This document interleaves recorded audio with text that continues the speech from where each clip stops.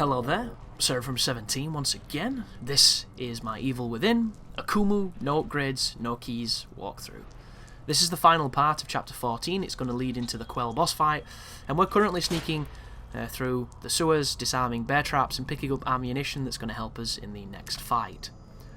Throughout this walkthrough, you've seen me miss a couple of ammo rooms. You're going to see me miss another one coming up, and I found it the other day, and I have no idea how I've never found it before. I just never have. And it makes me really sad, because I know the ammo inside will be nowhere near as plentiful as it was when I found it on Survivor, but just having those extra bits of trap parts and ammunition can be a lifesaver. It can literally be the difference between life and death, and knowing that I'm actively passing them up because I don't know they're there is kind of grueling to watch, but it just is what it is. Anybody who makes walkthroughs knows, if you're making one quickly and you're making one in the first week the game is out, you are never going to know everything about it because it's just impossible. If you're wondering what I'm doing here, is I'm looking for the enemy in the water that spawns when I flip the switch. This is a higher difficulty exclusive spawn, and there's two things that have changed in this sequence. There's a creature that wakes up an alter ego, and there's a bear trap stopping you from getting past him. So I had a run here where I ran past him, I disarmed the bear trap, and then he instantly killed me with that crazy tentacle haw grab. This is tricky because of what they've done to make it tricky. This is an area you probably never even noticed, so instead of wasting time here, I shoot him in the face. You know, I was getting sick of him tickling me with his chest penis, so I just decided to do that and then do this. But in response to my conversation in the previous video, I suppose one of the exceptions of talking about work when it's probably not necessary is if you really love your work. That is a great distinction to talk about. And my girlfriend, in her diplomatic way, essentially said, you know, how is talking about that any different to you talking about games? Because I suppose it's just an interest, isn't it? It's just sharing an interest in some opinions. And my answer to her was, the distinction is there something that you have to do and don't necessarily want to do, and then there are things that you want to do that are generally viewed as being, you know, more interesting. So do not shoot him because he's another one the QUELL gets. So my defense was that games are a hobby, and recreationally hobbies are generally discussed as an interesting conversation, as something to say, you know, when nothing is being said. And her counterpoint was, well, you know, these people have all wanted to be teachers, and you know, they're talking about something they're really interested in, and to them it is a hobby. And I had to make the distinction then to her that I wasn't, you know, trying to point out to her friends that I thought what they were talking about was boring, or that they were boring people, because it wasn't. I was just trying to put across the point that I don't understand, and I still don't, people who actively choose to talk about something that they dislike, as far as when you're out with friends and you can talk about anything, yet they bring up work, and you know, 90% of the time they bitch about their work. And I've got nothing against bitching. I find it pretty funny, and it's good to join in every so often. It's just, when there are other things to talk about, it seems baffling that people would bring up something they don't, they spend so much of their life doing and not enjoying. But that's the end of that anyway. It was a strange tangent, but it's interesting, I guess. This sequence here is actually quite funny. It's considerably easier than I thought it would be, because the traumas have difficulty navigating the geometry. They just cannot seem to get around these crazy, lumpy, like amorphous walls of jelly. There's also going to be alter egos that spawn, so be aware of them. But once again, the good news here is the traumas cannot seem to get to you. Of course, there'll be somebody who's had them get to them, because it's that thing, isn't it, of when I say that they can't get to you, they will. It's just random, it's gaming, it's capricious, it's the vicissitude of things working, you know, put together with things not working, and beautiful dance therein. But you need to be aware that these guys here do not seem to be the chest burster kinds. They seem to be the dudes that get close and try to punch you. If you look at them, The only real difference you could say, perhaps, is he's wearing a t-shirt. Maybe he's more fashionable. But who knows? Crazy guy. I'm going to put him down with a pistol, and I'm still waiting for the traumas to turn up, and they never do, because they just can't seem to navigate it. And I believe it's because they're probably walking into one of the walls that's closest to where I am. And you witnessed this on Chapter 5 when we were taking on the Laura boss. If you're quick enough to get to the area where she sets that liquid on fire, she'll try to get you through the wall because it's the path of least resistance, even though there's a wall in the way. You know, she doesn't know that, she's stupid. But after a while, the AI realizes it's not getting to you and it has to do something different, and she eventually goes the path she's supposed to travel. And it's a similar thing there. I believe the traumas were trying to take a shorter path that involved going through a piece of geometry, and they were too stupid to realize they couldn't do that, so they didn't bother us. This right here is a skip, if you know it's going to happen. That is the QUELL.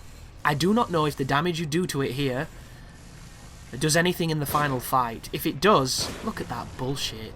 It'd be really interesting, because you could hit it with a magnum shot there and maybe make the fight quicker. I've tested this. I did not have conclusive results. All I can say is this boss takes a beating on every difficulty for no other reason than just because it can, and it doesn't seem to make a difference if you hit it there with something powerful.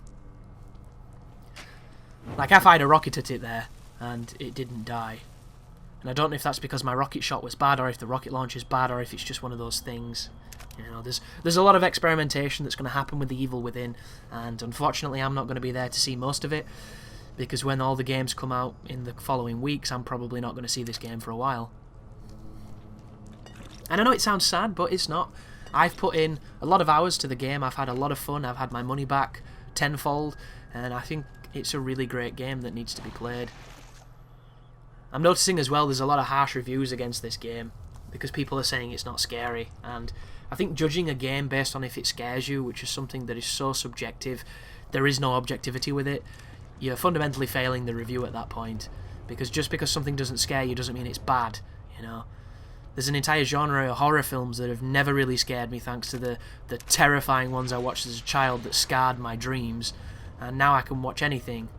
Doesn't mean they're bad films, doesn't mean they're not scary, it just means that I'm so desensitized and so traumatized from such a young age that it has no effect on me. And it's, you know, it's like judging the merits of an action game based on its story. Who the fuck does that? You can't do that. The story is a vehicle to get to the fighting, because the fighting's the thing that people want to do. But there's a quick edit getting around the save room, and we're moving towards the boss fight now, guys. Also, I don't know if I've mentioned, but the final chapter of this guide is going to be broken up into shorter videos. And I'm doing this so that I can isolate the parts people are going to have issue with.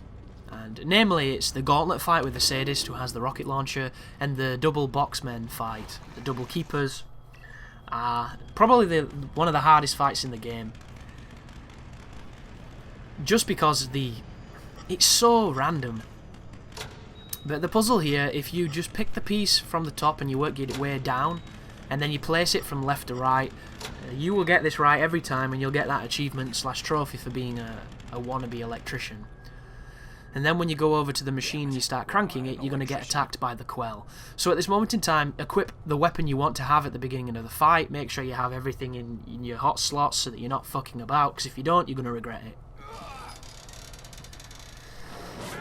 At the beginning of this fight, I am going to try and get some distance from the QUELL so that it charges me with its slide attack. You see the continuity area there? When it shot it with a 1911 you'll never use in the game. Pretty funny. So here he is. He's going to drop down just in front of us. He has deceptively long range, so always try and keep mid-range and know what he's doing. I'll tell you what he's doing if you don't know. So right there, he's firing the jizz at us. Now he's doing the slide. If you circle, strafe the slide, he'll stop. I hit him then with electricity, and then I'm going to hit him with some explosive bolts. After the second explosive bolt, he's going to recover, and you want to see what he's doing. He's going to spit the lava now, so wait for him to spit them and then shoot them. He jumps into the roof, and now randomly he's going to be in one of the roof sections. Look for the saliva. Green saliva will trickle, that means it's where he is. Kill the bugs, and then immediately shoot him. Do not get too close, or you will trigger a transition in the fight, and you will affect his behaviour. After he misses his attack, hit him with another stun bolt, and then shoot him with whatever the hell you've got left. I'm going to hit him with the Magnum, as you saw, and he's going to spit some of the ink at me, or the crazy miasmages, whatever it is, and then he's doing his crazy fucking combos and his double slams, and I missed because I'm an idiot. See him do his little slide? That reminds me of the Destiny Pike. There's his attack, hit him with a shotgun, he does his slide again, still hit him. He's doing his double slam. Notice how I'm keeping at mid-range at all times, unless I'm attacking, because you can make him flinch. There's his jizz attack. Hopefully he rushes us. He is rushing you. Be careful on this though. Sometimes he has a really funny trajectory, sorry. There is the freeze, a successful one, and then a grenade. And then another grenade. And he's still alive. And he's firing more of the jizz. And he's just gone into the roof, so we need to look now for saliva. If you can't find the saliva, you need to be aware that the slugs are finding you. And if they find you, they do big damage. So there's me using the... Oh, see?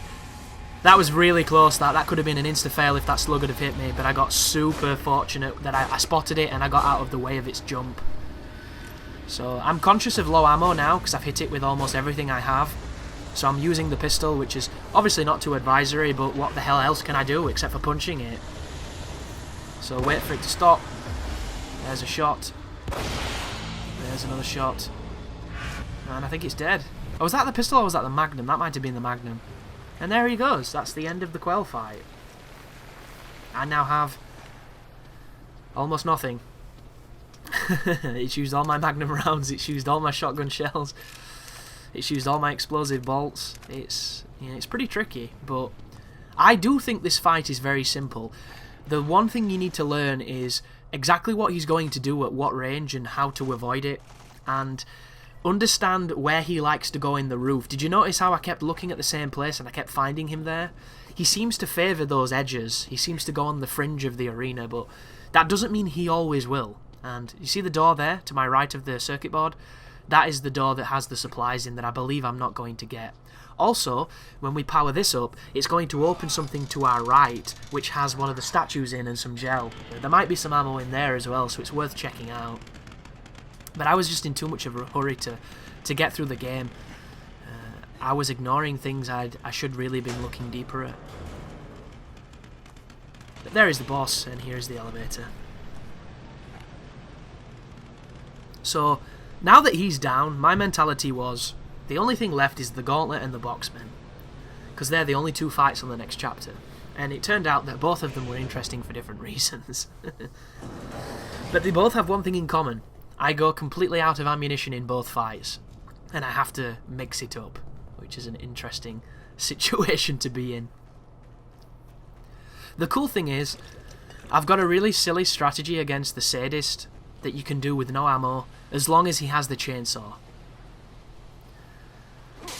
Also, the Boxmen strategy, you will get different luck to me. You will have it so that when they come around your side of the room, when you're in the other side, using the gate at your advantage, they will be chucking traps, you'll be picking up trap bolts and using them against them, and the fight will be probably much quicker.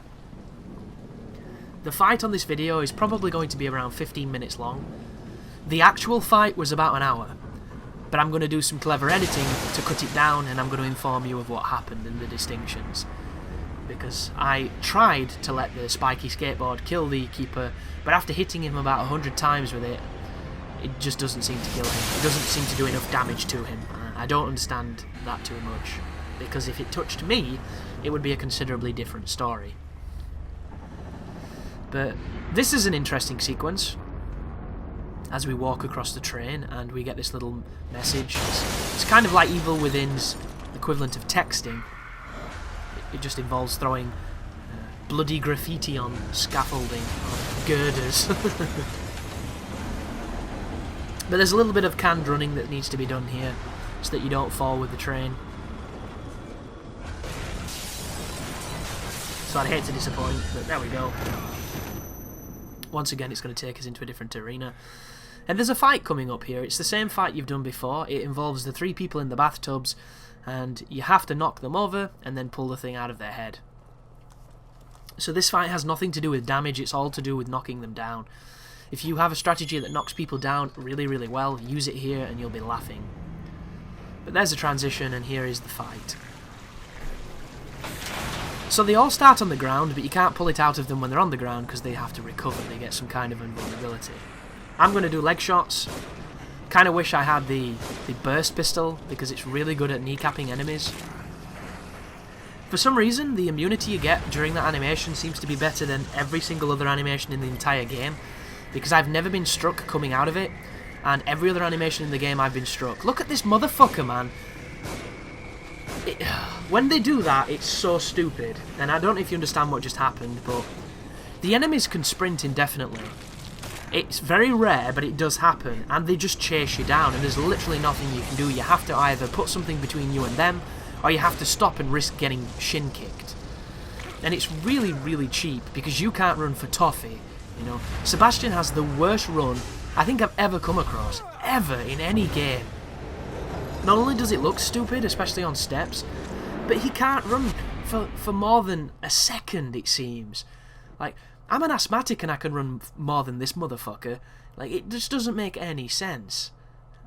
And I understand the conceit is, oh, you upgrade it, but that should never be a conceit. This is a survival horror game. If we don't have running, what do we have? That's right, not a survival horror game. But thank you for watching, and you take care now.